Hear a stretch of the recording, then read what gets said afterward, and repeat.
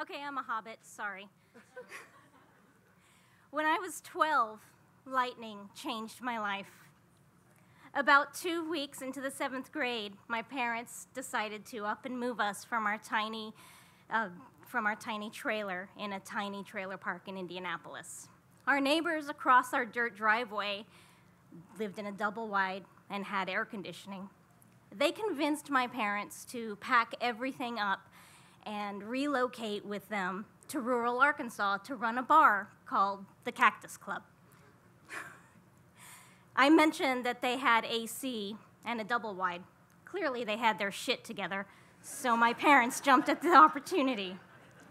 I was not nearly as thrilled as my parents were about this change, but I wasn't surprised.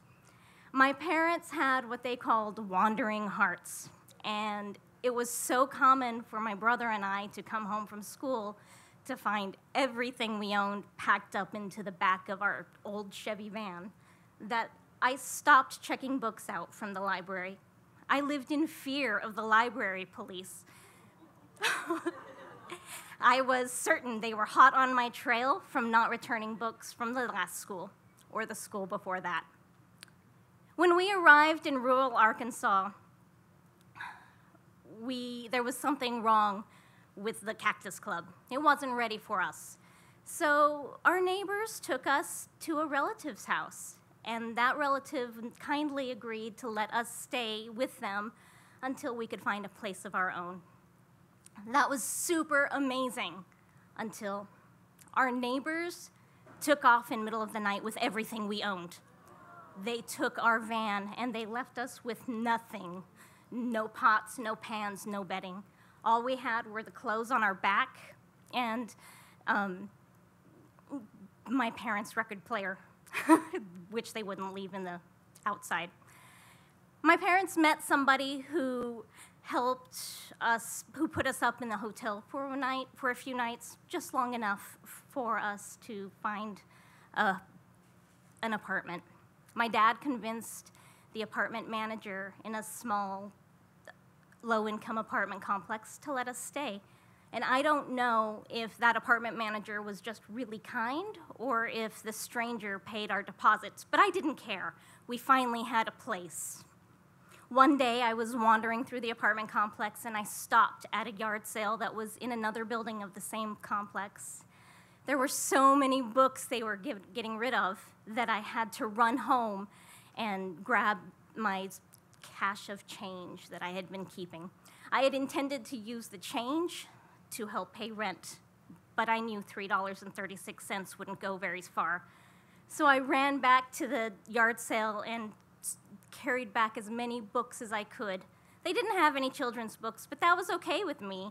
Reading and writing had always been my escape, and adult books didn't scare me. Back at home, I laid my books out in neat piles along the wall, and I hovered my hands over the covers trying to decide which one I wanted to read first. I hovered over Robert Ludlum. I hovered over Agatha Christie. I hovered over Stephen King, and I finally landed on Lightning by Dean Koontz. My God, that book spoke directly to my soul. I don't want to give too much away, but basically a girl who lived through an abusive childhood grew up to live her dream of becoming an author. I remember holding that book to my chest and thinking, if Laura Shane can do it, so can I. I had always wanted to be a writer.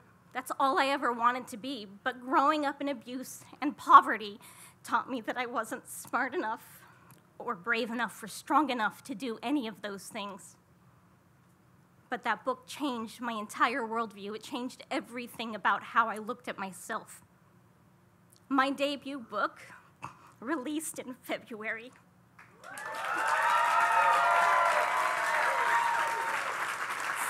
And in June, I'm traveling to Washington, D.C., and I get to speak on a panel at the American Library Association.